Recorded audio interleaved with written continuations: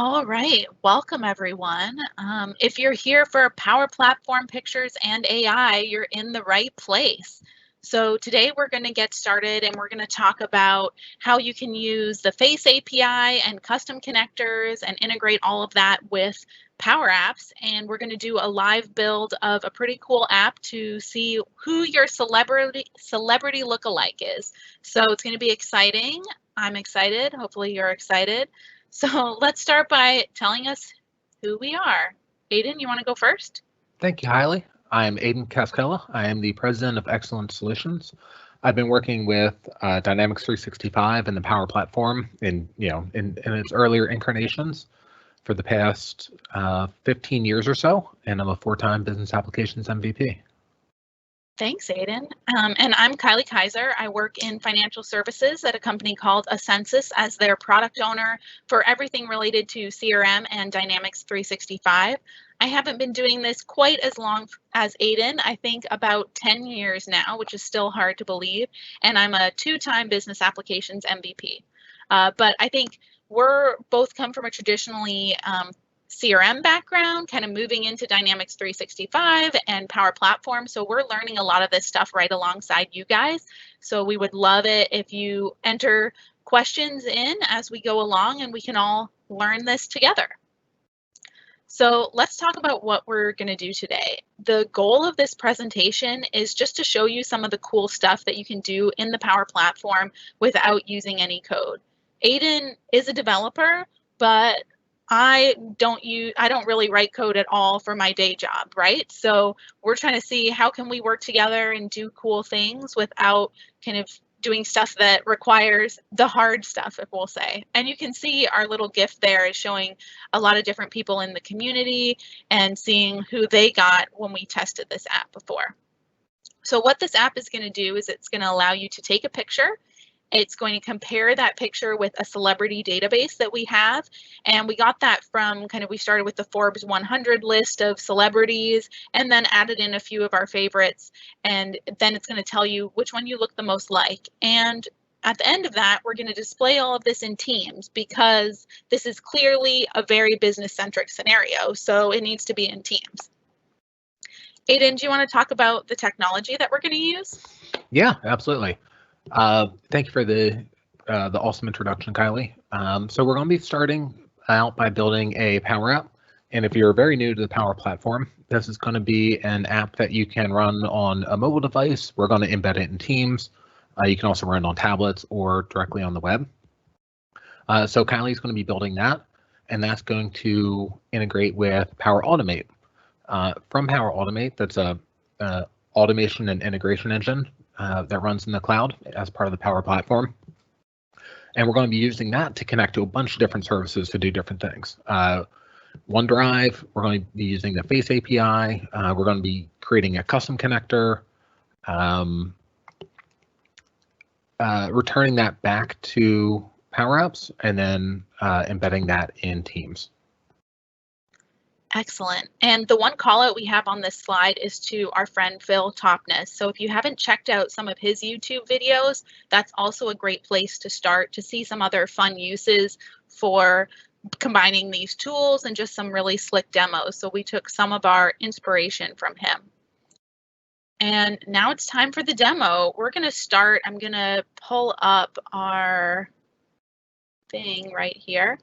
Oh, we're jumping ahead. We're going to start in Teams so you can see the app working in real life. So this is just Teams in the web that Aiden and I have together, and we're going to see what happens. So we're going to find our celebrity lookalike.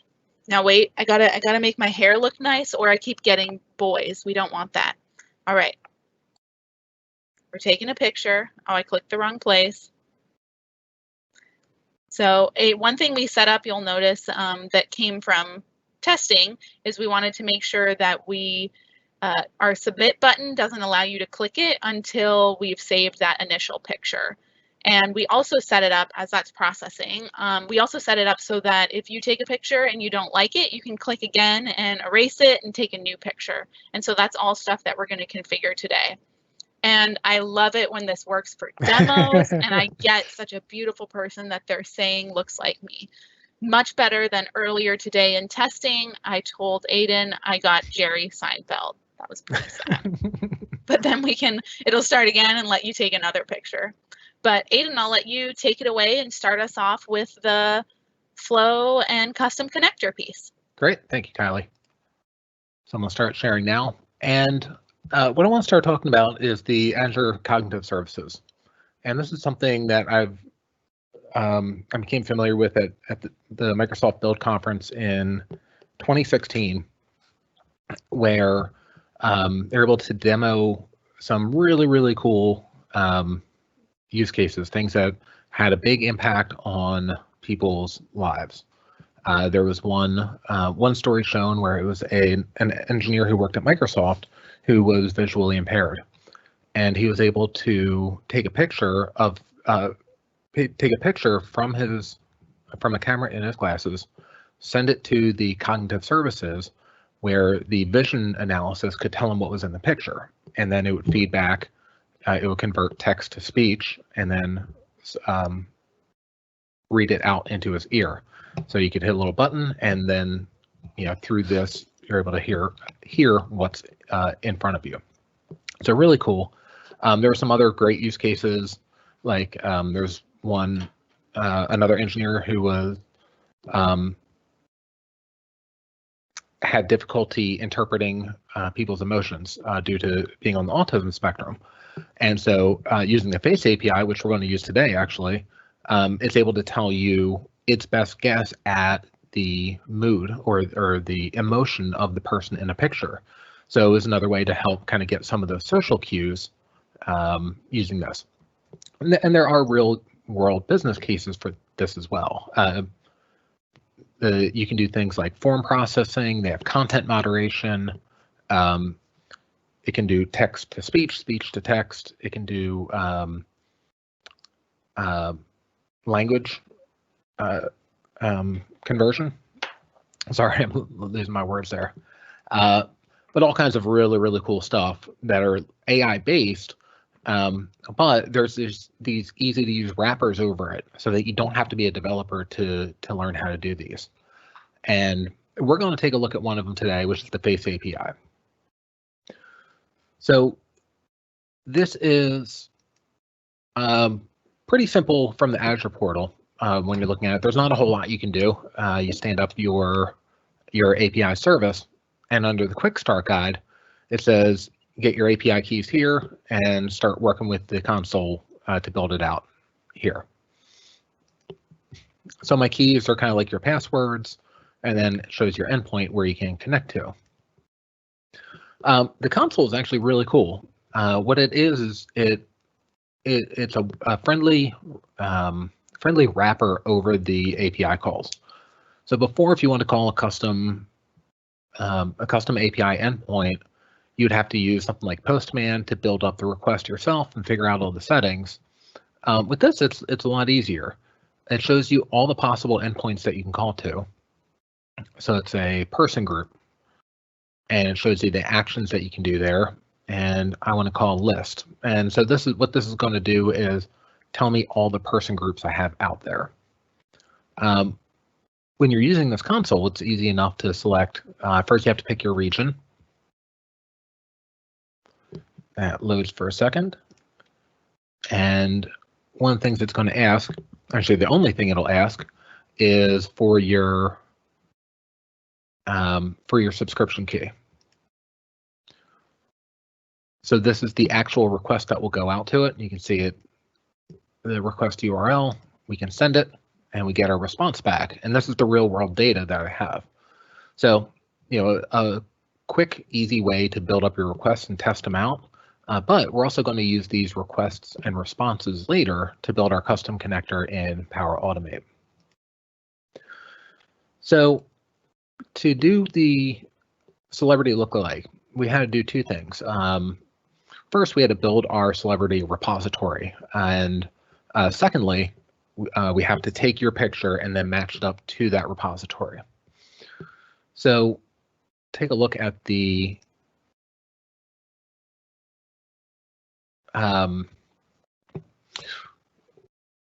to create our repository, logically, what we need to do is create a group of people. We can have celebrities, singers, athletes, whatever group you want to have.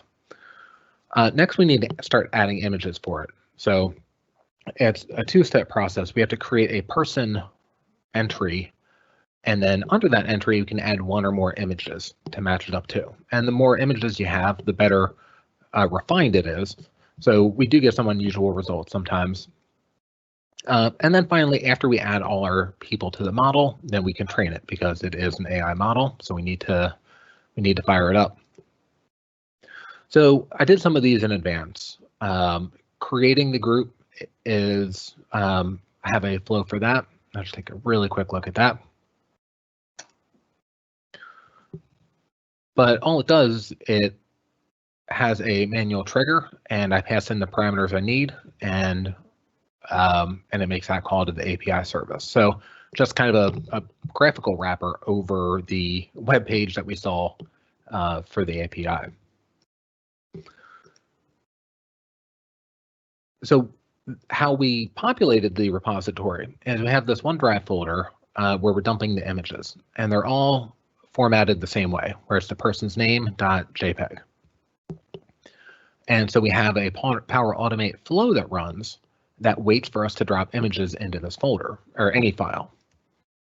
And that is to add the person to the group. And if we take a look at how this runs, we have a few steps here. First, if you're new to Power Automate, you always start with a trigger, and then you take some actions from that trigger. So starting out, our trigger is when a file is created in OneDrive, and we're going to be looking in our celebs repository folder. When that happens, we want to create a shareable link for the file. So this will make it publicly accessible URL that we're able to pass around to different places that need to reference that image. And we're going to create a variable, which it pulls the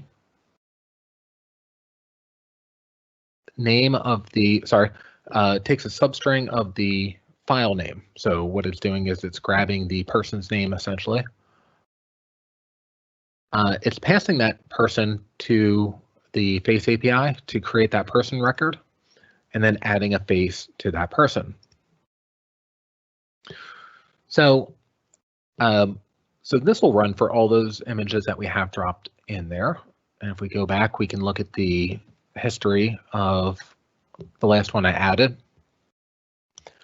And you'll see the inputs and the outputs of it. The shareable link is here. When we pull the person's name off, it's Conor McGregor. We created the person, and this was the resulting ID. And then we added the image with our URL, and we got back an ID for that face. One of the things that I found interesting is that in this Face API, Azure and Microsoft, they aren't storing any of our original images. What they're doing is they're storing some data about those images. We don't know what it is. We know what it's told us, but it's creating a key for who this person is, just based on the picture itself. So there's no, you can't go back and find all the pictures that you inputted for people. So that's part of the reason that we do have to keep a folder here as well. We can't kind of delete them once they're gone. And then we have another flow to train the model. But that's just kind of, that's what we need to do just to get things prepped. What we're going to build today is, starting from a Power App, what we want to do is make a call to, so take the picture in our Power App and pass it to our flow. In our flow, we will take the content of the image and store it in OneDrive. Just like we did with the building the repository, we're going to get a shareable link for that. And then we're going to pass that to the Face API to detect any faces that are in the picture. When it finds them, we're going to grab the face ID of the individual it found. We're going to call our custom connector to find out who that most closely resembles. we are going to, the previous step will give us back the ID of the person it resembles. We're going to have to go back to the Face API to find out, based on that ID, what the person's name is. And then we can get the file content using the person's name because they're all formatted the same. So kind of a lot going on. It's a lot of moving parts, but we're going to do it all without writing any code. And we're going to do it in the next, let's see, 40 minutes at this point now. So let's get started building our flow. So this is brand new. So we'll call it Reactor Identify Face. And let's see. Before we start building out our flow, let's build our custom connector. So in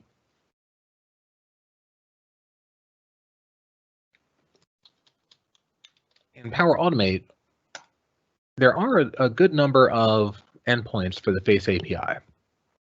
Get a person, add a face to a face list.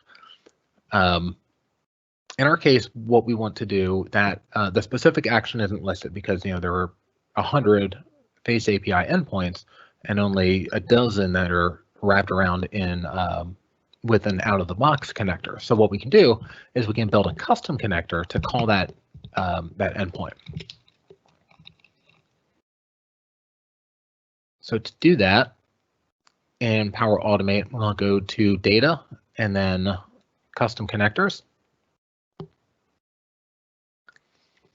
And we'll build a new custom connector.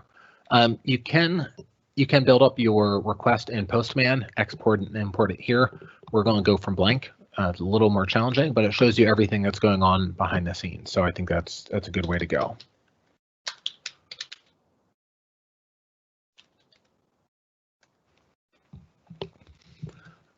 So we can give it a background color for our header. Nothing. I'll leave that blank. What we need is the URL that we're connecting to, and for our Azure service, it's going to be the region that we're at. Go next to security. We do need to authenticate with our API key that we have, so we're going to pass that through. The parameter label is what the user sees when they're building the flow and they want to call your connector. The parameter name is how it's actually wrapped and sent across.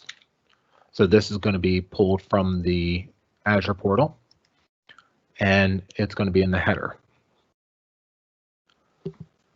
So now we have the kind of the high level information for our custom connector, and now we can start adding actions. And we can add as many as we want, and this will be all of those endpoints that aren't covered.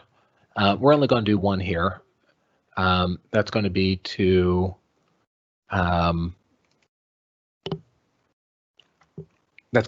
to identify the face.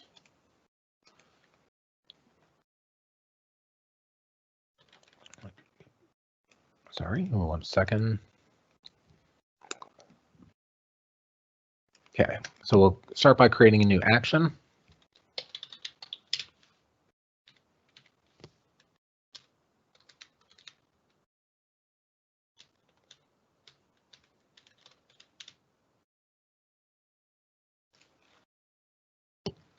Okay, and operation ID, this is just how it's used internally.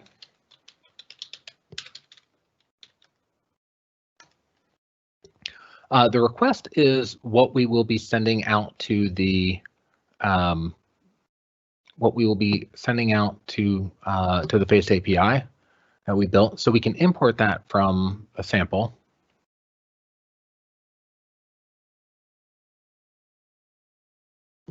And we can fill in all the details that we had in our console app. So let's get back to the identify. So that was under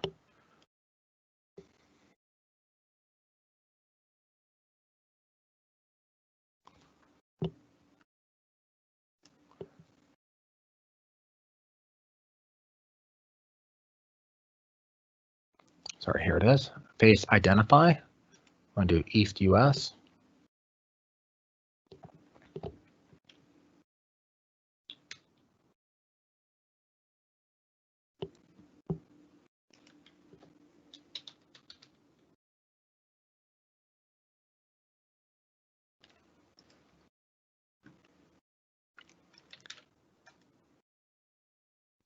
And we have a couple of options. Large group person ID is one of them. We have a person group ID instead, so we're going to be using that. We'll go celebs, I think, is our name. The face ID, this is an image that I uploaded earlier.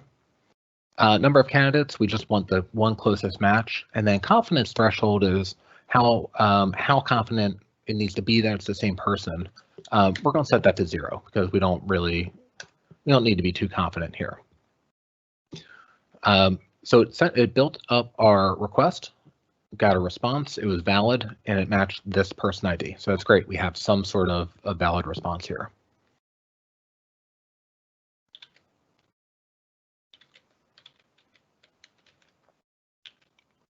So again, that's going to be a post to this URL.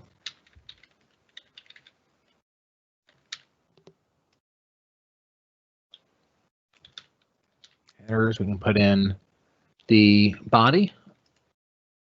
We're going to copy right from here.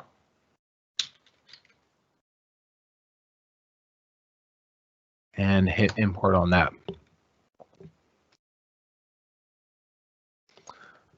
If we click into the body now, it reads in from our parameters what it knows that we're going to pass in. The confidence threshold, so that's configurable. The IDs that we're going to pass in, which is an array. We can edit these. I need to edit the confidence threshold because that imports as a number, but it treats it as a whole number, even though it's a value from 0 to 1. So we need to make that a double.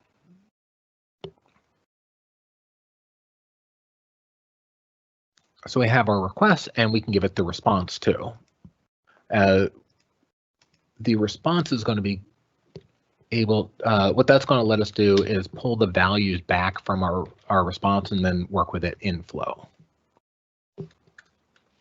Or in our flow, I should say.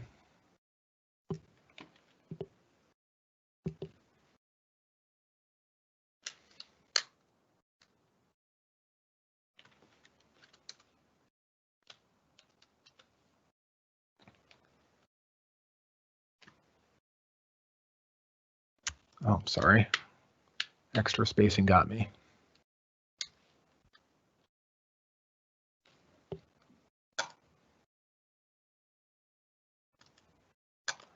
So let's test this out now.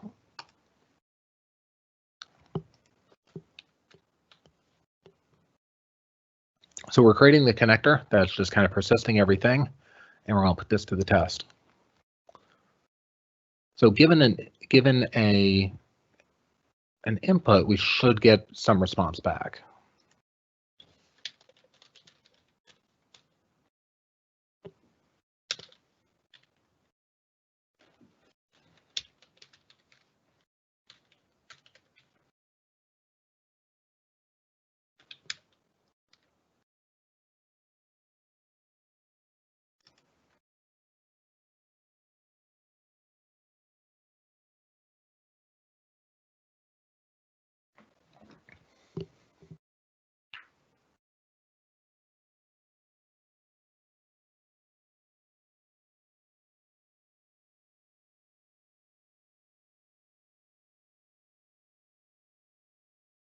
All right, sorry, Kylie.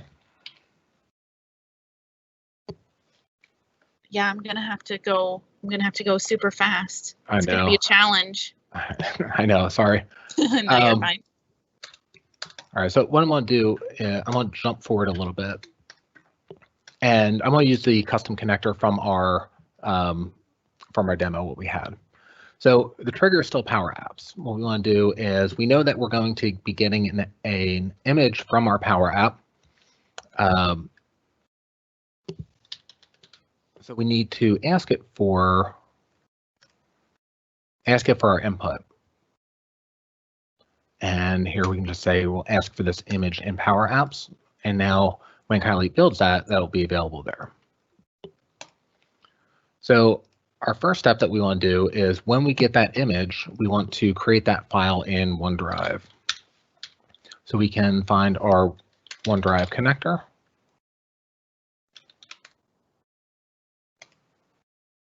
And it's going to be create the file.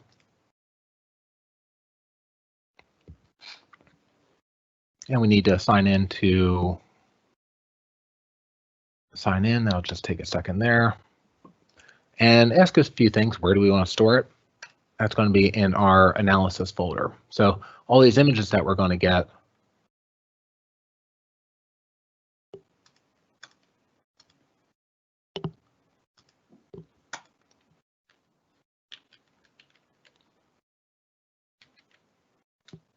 sorry,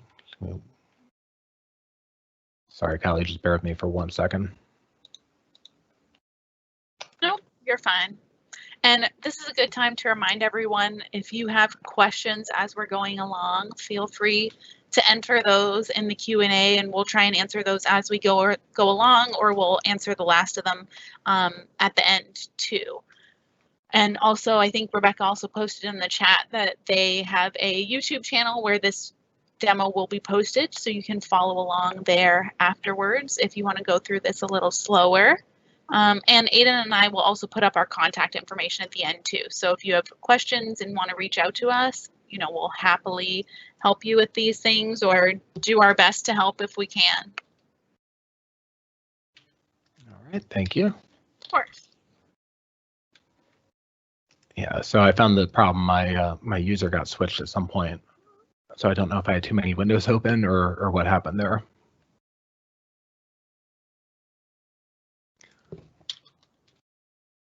Just give me 1 second.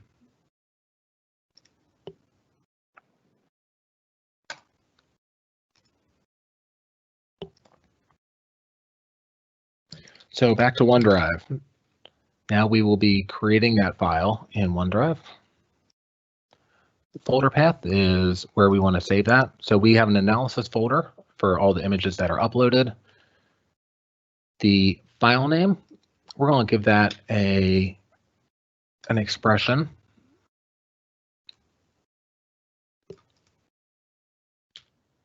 And we're going to concatenate a new ID with the PNG expression, just so there's no overlap there. And then the file content that we're going to pass in, it's the content coming in from Power Apps. So we're going to take that and save it in OneDrive. Next, we want to create a shareable link for that as well.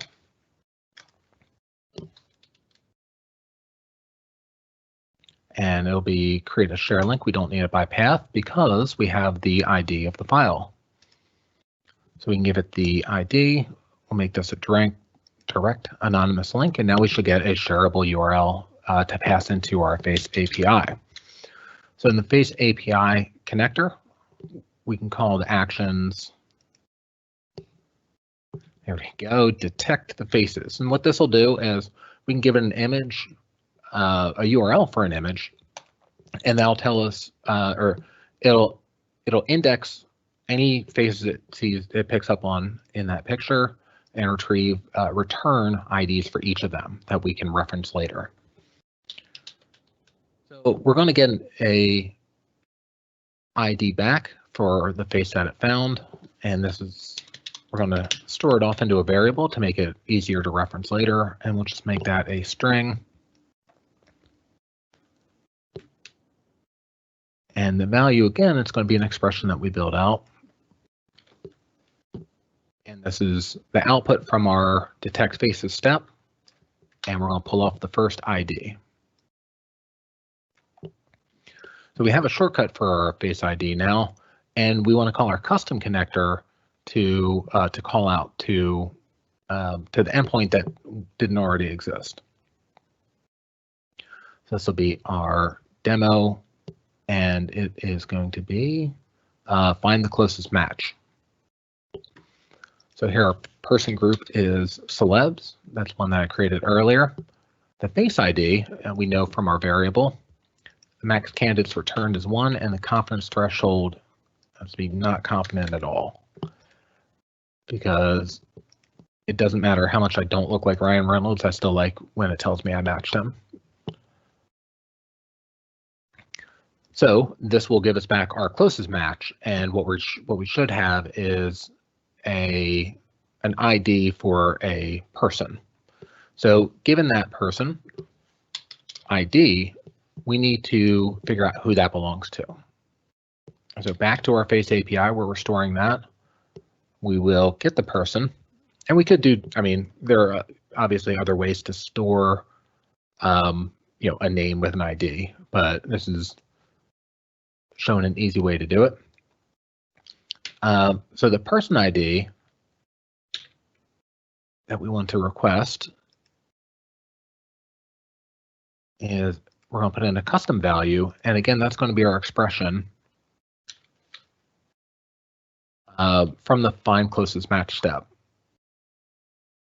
It will be the first candidate, and we're going to get that person ID.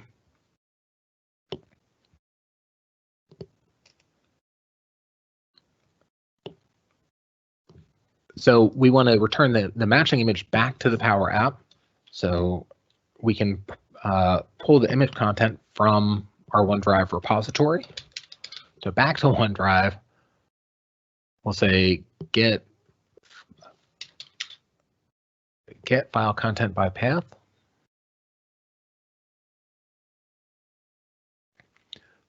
And the path of the file, it's going to be our standard folder, which is our celeb repository folder, combined with the person's name, combined with the file extension.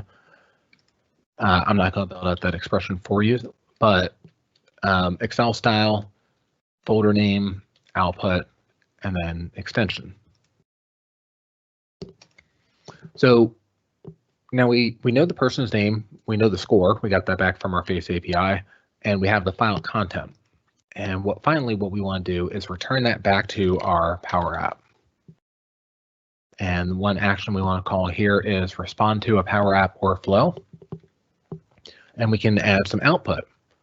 And we have different types. First one is going to be the name of the celebrity.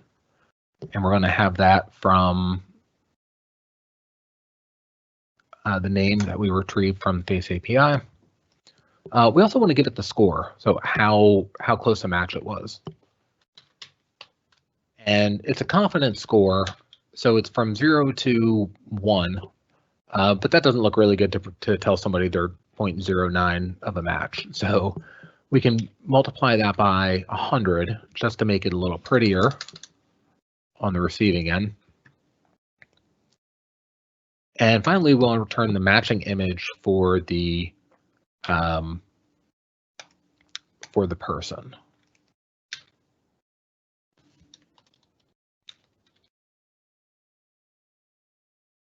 And here we need to convert it to base 64 first. And we're going to be using our file content from OneDrive. And so this should give our 3 values back to Kylie in the Power App.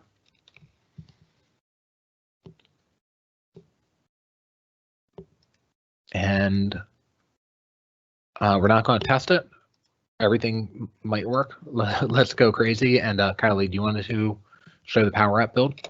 I'm ready. Great. I'm ready. Click this guy. Let's move our Teams window. Oops, I did not succeed. There we go. All right, okay, so I think you're seeing my Power Apps window now. So we're gonna go ahead and get started building this app. You can see I'm working within the same solution that Aiden was, and that's important so that I'll see everything that he was working on. So I'm gonna open up edit our app, and all I did before this session was just set up the basic app. which I was supposed to have open in another window, but with Aiden, all of Aiden's logging in and logging out, I wanted to make sure that we were set. So all I did before this was update the settings to set our name and our icon and make sure we're saved, right? All right, so what we're going to do getting started is populate our background. So I'm going to go to our media and I'm going to upload an image. I'm going to click our background here. And then I'm just going to set that as in our properties here for the screen as our background image. And this image, I just made it on Paint 3D because that was something, easy to do for this. And you also don't need to have a background, but if you need to find the dimensions of the background like we did, then what you can do is just display the values right here within Power Apps. So that's all I did is added some labels and said, label equals the height and label equals the width to capture those values and make sure I made it the correct size. So let's jump back here. What I'm going to do to save some time is we know we're going to have 3 screens. So I'm going to go ahead and create those now and let's name them. We have our welcome screen, we're going to have our camera screen, and we're going to have our results screen. Oops. And as we're going along today, I'm not necessarily going to have time to rename everything because Aiden left me with 19 minutes to build this. But just a quick note is to remember to always be renaming all of your components in the app, and these should be kind of readable names so that screen readers can pick up and make use of them. All right, the next thing I'm also going to do is change the theme of my sorry, I forget where it is every time. Change the theme of my app because I want it to all have beautiful colors. And you know what my problem is it's hidden here because I zoomed in perhaps. Oh, right there in front of my face every time. Because my background is dark, I'm going to choose one of these dark themes. I'm going to pick this blue one so it's different from the one you saw earlier. So you know that I'm really doing something. All right, we're going to add in a label. You see we have our white text from our theme, and we're going to write our name of celebrity.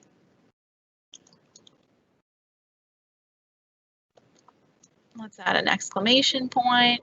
We can make it bold and we can make it giant. And let's center that guy.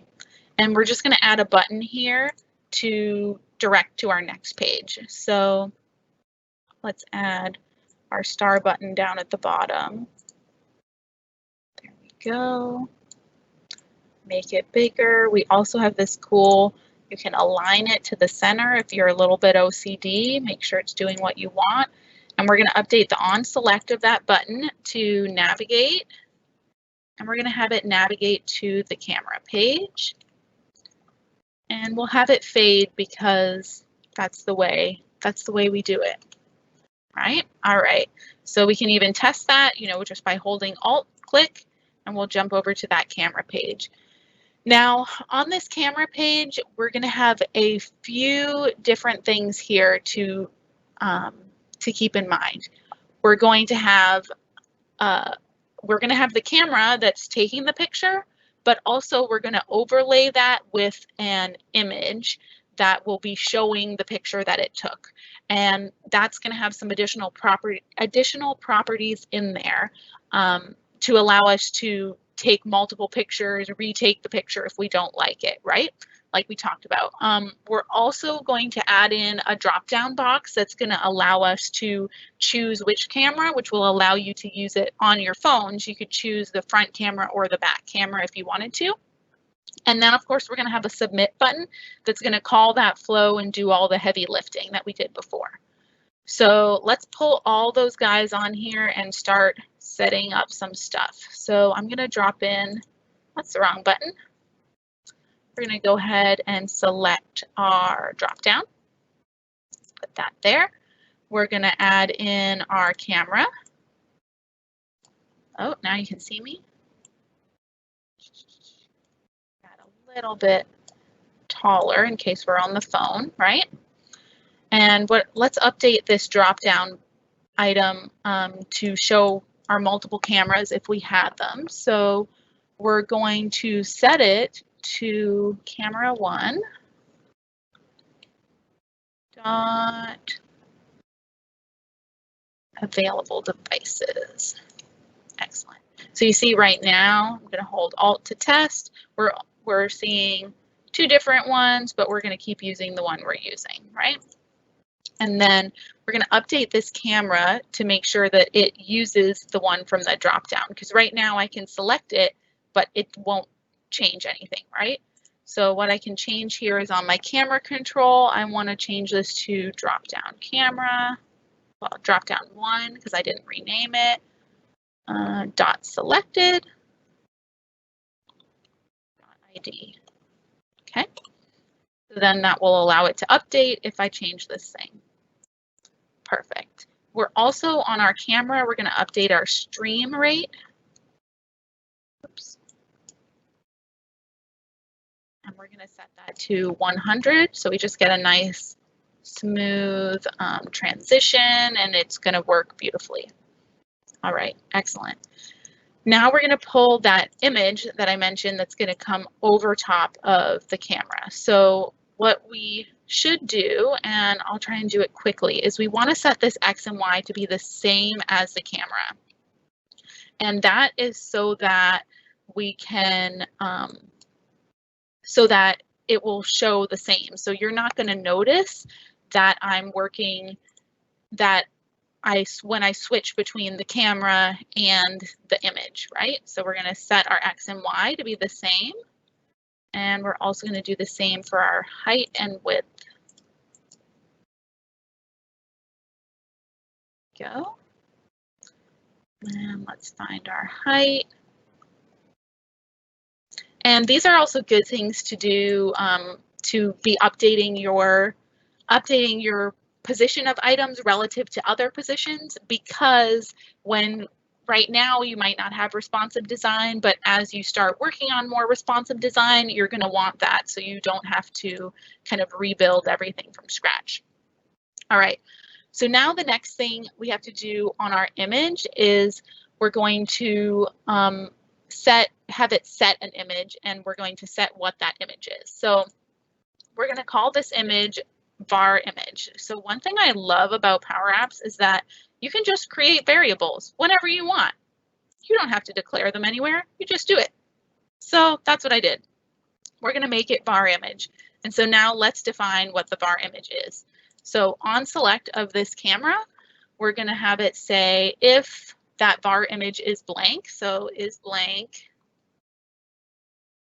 var image, then we're going to set that image to the camera. So then we're going to set var image to camera 1 dot stream. Perfect. And if it isn't blank, so if there is a picture in there, then we're going to get rid of it. Our image.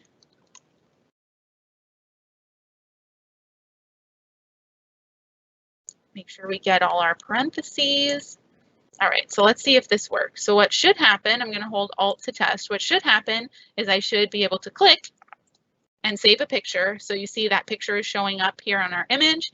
And if I click again, then it goes back to the live camera. Excellent. All right, now we need the submit button, which is going to be the fun part. So we're just going to drop this button. We're going to put him down here. We're going to call him submit. And this button, before I forget, because I think I forgot last time, is we want to make sure that this button only submits when I have an image saved. And that's something we found in our testing because we were thinking we had broken something, and really we were just forgetting to submit that to make the image editable, right? Or submit that image. So what we're going to do is set our display mode. So if that var image is blank, so we're going to use our is blank again, var image, then we want it to be disabled. Otherwise, it can be enabled.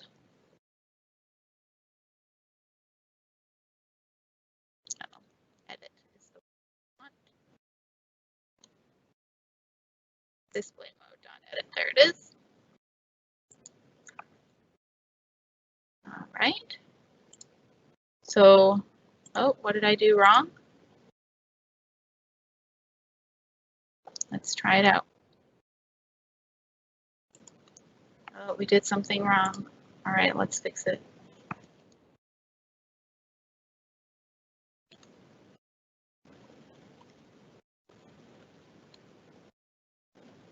Oh, here it is. Don't miss your parentheses. Don't put your parentheses in the wrong place, folks. That's what it is. All right, you can see it's grayed out right now. As soon as I save an image, then it pops up for us. But now we need to do the hard stuff. First, let's get rid of that ugly picture of me. All right, we'll try again. Okay, so now we're going to do the on select. So we're going to go on select of that button. On select, we want to call the flow. So we have to do that from the action menu. So let's go action, Power Automate. It's going to be looking for what Power Automates we have. We see the one Aiden just built, the reactor face match. We're going to select that. It's going to think about it, add it in, and it wants to know what we're submitting for that. And we're going to submit our var image. Okay. But we want to do a little bit more than this. We want to make sure that, you can go away now. We want to make sure we can get that data back from here. So what we're going to do is have a variable. So we're going to say set. Again, we're just going to create a random variable. So flow response variable. And it's going to be set based off of what's coming back from this flow. And then we're going to navigate to that results page. Okay. Oh, and let's do a fade because we're fancy. Right.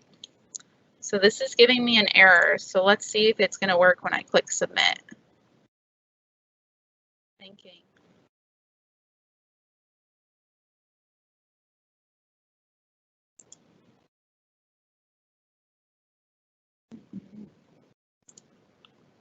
Kylie, 1 second. I'm going to tweak the flow. I think it Okay. didn't read the input correctly. All right. As you're doing that, let's go over and build our results page, and then we'll come back and re-add that flow in. Perfect. Okay. All right. So then on our results page, we're just going to add a text box and an image, and then we're going to add a button to let us submit again. So we're going to go ahead. Let's add our label. And on this label, we want to say who your match is. So what we're going to do is say you are, oops. And then we're going to get something from our flow response variable, which is where we're going to get our name. And then we're going to say add in the score with a score of, and add in our score. Perfect. And of course, add some exclamation points. And that's not going to add right now because we don't have our values yet. Oh, did I do these wrong?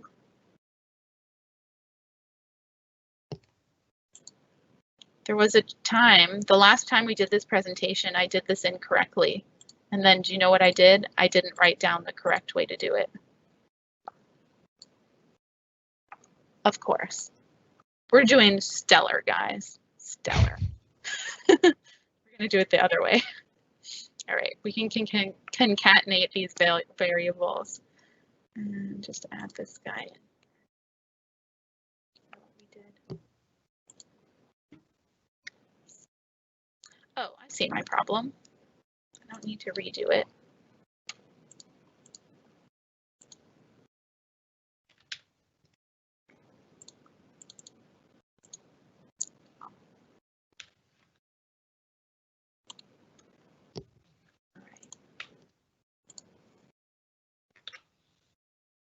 Sorry about that, guys.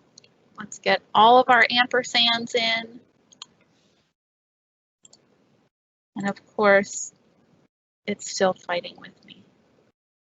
All right. sorry, we're going to go ahead and concatenate this together instead. So a lot of these things. Just use one ampersand. I was right. I had it one, and then I switched it back, and I thought I was wrong. Every time. What's important here is to not give up and keep trying, guys. And be willing to play around and try things out. All right, perfect. So it says it's saying who we are with a score of blank. Obviously, we don't know yet because we're still going to get that value back. I'm going to make it a little bigger and bold. Make it bigger than that. Perfect. And then what we're going to do is add in our image. So we're going to add in another image here. Let's make it bigger. And we're going to set that image to the image we're getting back. So that is our flow response variable dot matching image. Excellent. And we're going to go ahead and add a button. And we're just going to make that button say submit, start again. And we're going to have that on select to navigate back to our camera page with a fade. Excellent. So Aiden, how's our flow looking? I think we're in good shape. Let's give it a try. All right, let's see. Let's see if it'll let me submit or if I have to re-add the flow. Looking like we still have an error, so that's okay. We're just gonna go ahead and add it in. Do you want to add the other flow, the demo one? Sure. All right, so let's go ahead, guys. There we go. And we're going to go back to our action. And we're going to do our Power Automate, add our identity guy here. Perfect. And I'm going to have that use our var image. And as we did before, we're going to create our flow response variable using this. And afterwards, we're going to navigate to our other page, our results page, with our fade. Let's close these guys. All right, we're going to submit moment of truth. See who I look like. You can see things are working. We saw our little processing dots across the top. That's a good sign. I love it when it works for the demo. It's so great, guys. And then, of course, we can click our start again, and it can come back here. I think the one other thing, good thing we noticed there, the one other thing we should do on our start again is make sure we also clear out that var image, right? Because we don't want it to show when we go back there. So we're going to say set our var image to blank. Right? Do that again. So you'll see when we get back here, so then it's live again. All right, perfect. So in 2 minutes, we're going to save this and add this to Teams. Well, maybe no time to add it to Teams today, but to add it to Teams, you're just going to go here and just add your Power Apps, and it will come up for us. And if it comes quickly, I can show you. You can see we can add our app we just added. And that's going to pop up here and ask to use your camera. And then just like the demo we showed you, you can use it again here. I have to look a different way, see if we get somebody different. Okay. Oh, that was beautiful. So beautiful. And then it will run right from within Teams. So maybe running this app within Teams doesn't fit your business scenario, but it's a great idea for something to try. So now, Aiden, I don't know if any questions came in, but we're happy to answer those. I think we can stay on a few extra minutes if we need to answer any of those. We also do have some resources I'll put up as we answer any questions.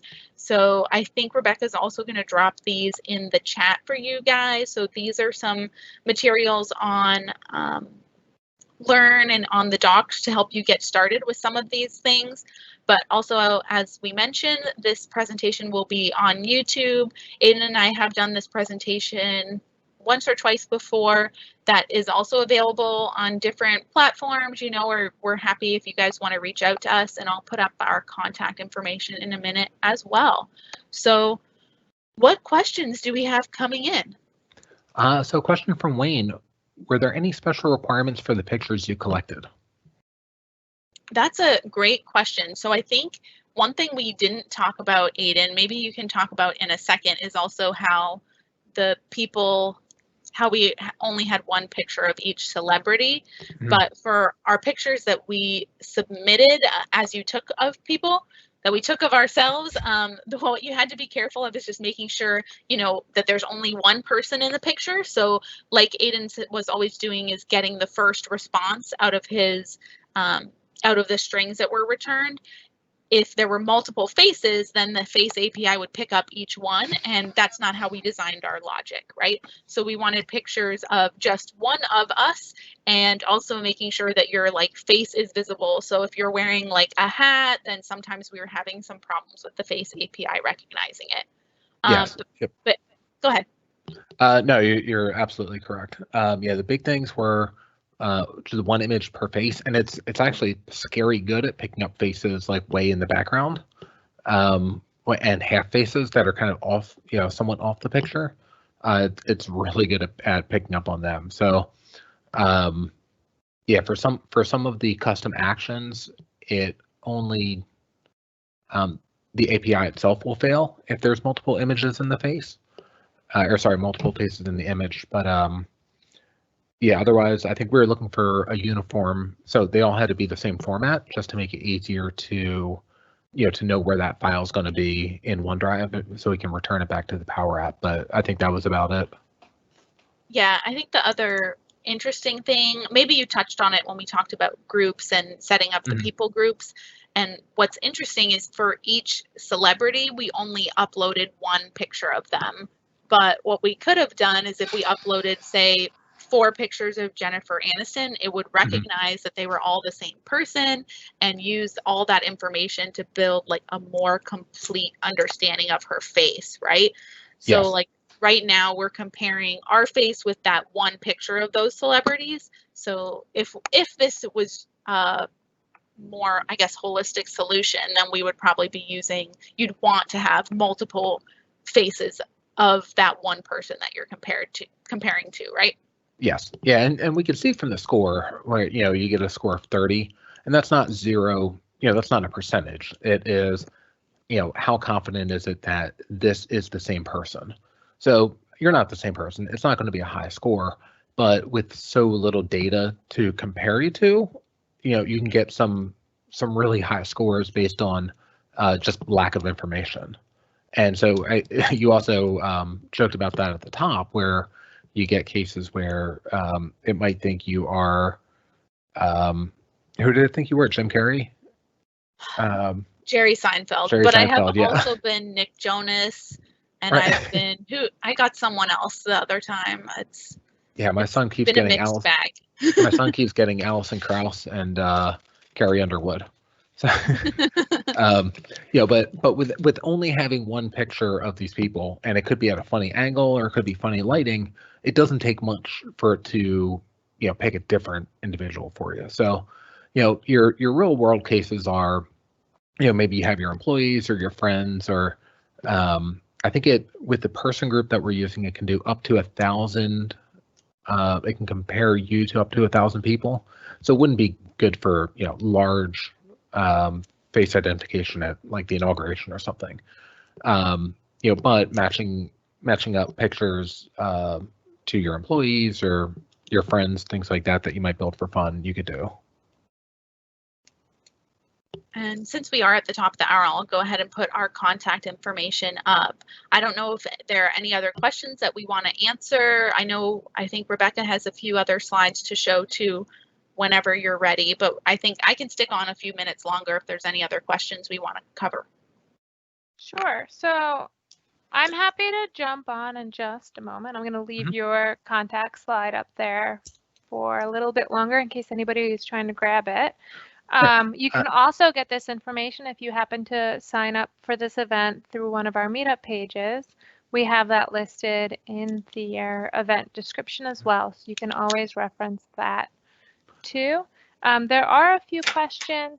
I'm going to let you guys answer, Sure. and then I'll do my spiel. Just in case we don't Okay. have time for me to jump on, I just popped my survey there, so I'm going to do a quick pitch, and then I'll pass back to you. Just anybody that joined us for today, really appreciate you taking the time, taking this opportunity to learn a little bit more about Power Apps. If you like this content, if you want to see something similar, or there's other things you're hoping to find in the Reactor program, please do fill out the survey, give us feedback, let us know how you think we're doing, and also what you'd like in the future. The event code, which you'll need when you fill out that survey, is 11797, and I just dropped the link and the code into the chat. All right, back to you guys, Aiden and Kylie. There was a couple minor questions, yeah. Yeah, so we have a question. It seems like you still have to do a little bit of coding along the way. I would say yes and no, depending on your background. So I'm a developer. As I see it, there's no coding here. Somebody who's not, not from that technical background may see it differently. But when Kylie, I'll let you speak to the Power Apps more. But what we were building in the flow was really expressions, and I'll see if I can share this. This is what I was trying to go off of while we were working. But the content that we're looking at is really functions just like you build in Excel. And there are 140 different functions that you can use, to get the first from a collection, to concatenate text, to do multiplication or conversions. Sorry, Aiden, were you trying to share your screen? Oh, I am. Sorry. In it 1 didn't second. pop up. No, thank you. I'll start sharing right now. That extra click got you. Yep, we're seeing it now. Okay, great. So this is my cheat sheet for running through for Power Automate. So we have expressions for conversions like this: concatenate text, take the first from a collection. Sorry, here. There are, I think, in our flow. Let's pop it open so we can take a really quick look at it. If we look at the expression builder and look at the list of functions, there are 140 or so listed here. So these are all the string manipulation ones. If you want to do logical comparisons, these are available. Conversions, date manipulations, math, all kinds of things. And to build them, to actually work with them, you can start writing it out, and it does kind of like that IntelliSense thing where it finishes what the options are. So you might want to do add minutes. And then when you find it, it'll tell you what it expects and what it returns, what's required and what's optional. So it's really more like Excel than it is like .NET. And building the custom connector, that was not really writing any code. That was just kind of taking and I apologize for how that went, but it's essentially taking the request and the response that you can see in the API console and really just putting a wrapper over that. And we're not writing any code to do that. We're just configuring it and telling it what the values are that it needs in different places. And Kylie, do you want to speak to Power Apps more?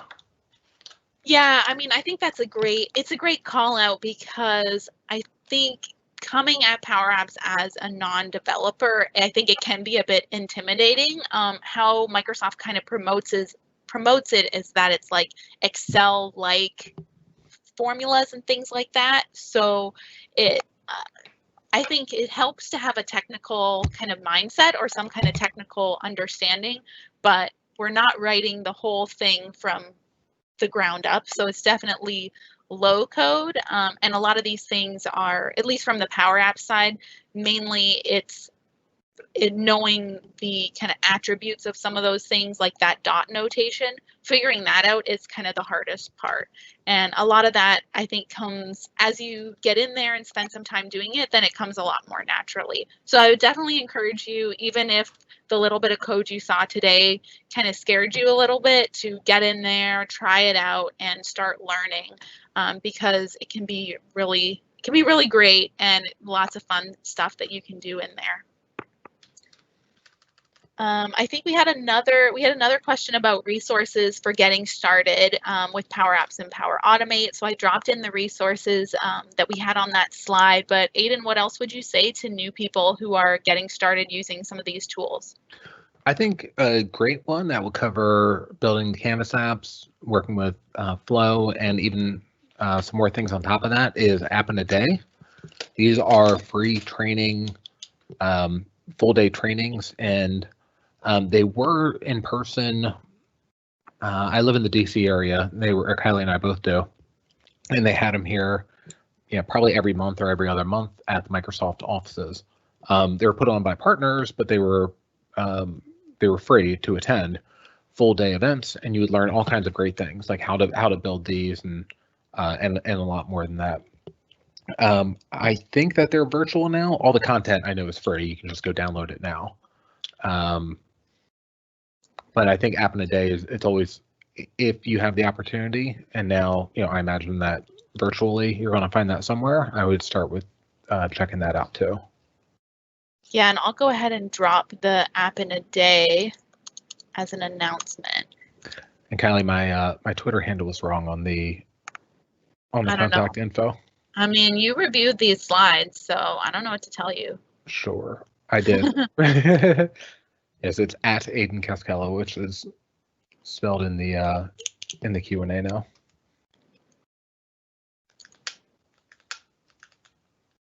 Right, and I'll also put the App in a Day material link in here if you want to do it on your own. Okay. All right, we have another question. Is Power Automate free, or are there licensing fees? Kylie, do you want to take that one? I mean, I can try. So it depends is the answer. So you can definitely get started with a trial for free. So a lot of everything we showed today, you should be able to go out and build in a trial to test it out for a short period of time. If you are kind of like us, coming from a traditionally Dynamics background, then there is some Power Automates that are automatically included with your Dynamics licensing, if they are interacting with your Dynamics data, right? But then when we start talking about Power Apps and Power Automate kind of on their own, then there are a whole bunch of different pricing plans that Aiden has pulled up. And for Power Automate, a lot of that licensing has to do with like volume of things you're doing, as well as the connectors you're using. So right. Not free, but there are some different options there. Yeah, and if you have Office 365, I believe you have an entitlement to Power Automate. If you have Dynamics, then I think you get like everything for Power Automate. So one of the things that you may have noticed is there are different tiers of connectors. So if I come out here and I look at let's see, Dynamics. No, that's for well, here we can see where it says premium. So depending on your license type, you may or may not have access to the premium connectors. You may or may not be able to build custom connectors. But yeah, you should be able to get in and do a lot anyway with Power Automate. It's, if I can just give a plug for Power Automate, it's really cool. I've done all kinds of things that, like, as a developer, I used to have to write integrations, and they're painful to write. They suck. Testing them is awful. This makes it so much easier to do things, to drag and drop. Like I've done things in hours that I've spent weeks doing in the past. So if you're not familiar with it, go check it out. And you can kind of do some fun things too. Perfect. All right, I'm not seeing any other questions here. Are you seeing any more, Rebecca? I have not. Let me just double check here for a second. Did you answered about special requirements for the pictures collected? I believe. Yes. Already? Yep. Okay. Great. So I think what I'll do now is I will go over and share my screen and do my little pitch here. Okay. And if you all just bear with us for a little moment longer. So since we're in the theme of Power Platform, we happen to have an all-day Microsoft conference that's tomorrow. It's quoted in New York, East Coast, US time, but depending on where you're joining, you can tune in for some of the sessions. We have this event listed on our meetup pages, so definitely, pop over there, follow the registration link, which is that aka.ms link. See if any of those sessions have, there's going to be some beginner ones for sure, a couple good TED Talks as well. And it's all day and it's free. So you can sign up for some of the classes or the TED Talks or the sessions, what have you, and tune in whenever you have the free moment. And I do believe they're also going to be recording them, so they'll be available at a later time. But it just kind of is a continuation of more of this content. Power platforms are really, the next step, I think, in a lot of non-technical coding. Like myself, I'm definitely not super techy. So for me, the Power Platform is very intriguing. We have, like I mentioned, our YouTube, and we post most of our videos, most of our sessions up there, not everything, but the majority of it we do try to record and get up there. So you can go over there. We have previous Power Platform sessions, and we'll have some in the future as well. You can go to our meetup pages. If you're not local to one of our reactor locations right now, don't fret, everything's virtual. So as long as it works with your timing and your schedule, definitely pop around to the different reactor locations, because some are only listed within certain time zones based on like the time that they're on. But if you're a super early morning or super late night type of person, you might find events that work with you and your schedule. We do have a Twitter account where we'll post some of our highlight events. We have newly minted a monthly newsletter that we try to, especially for our local and special events where we bring in speakers like Kylie and Aiden. We tend to post those into the newsletter. We also have a direct Microsoft calendar if you don't want to deal with Meetup or all of that, or you in place for all locations. Visit the microsoftreactor.com site. We have a calendar there that you can basically do a view all or select specific regions and kind of piecemeal it out with whatever your interests are. And that's actually being developed right now. We're going to have it a little bit user-friendly, and it's also going to be tied to some of these MS Learn tracks that we've, I don't know if you've been on a number of these calls, but we've been trying to promote more. They're great. They're free modules that take you through coursework on learning how to use different things that exist in the Microsoft.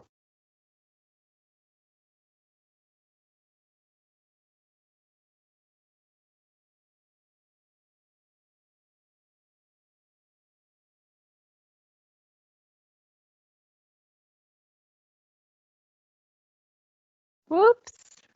I hope you guys can hear me. My call dropped there for a second. That was fun. We can hear you now. Oh, internet, the world of internet. So yeah, I'll wrap up with that just in case, because my connection clearly is telling me that it's bedtime. And yeah, just again, if you have time to fill out this survey, great. We really appreciate it. We do reference them. We do use them for building out future programs. We plan to be virtual for a while longer. And even when we go back to in-person events, we probably will continue on with the virtual.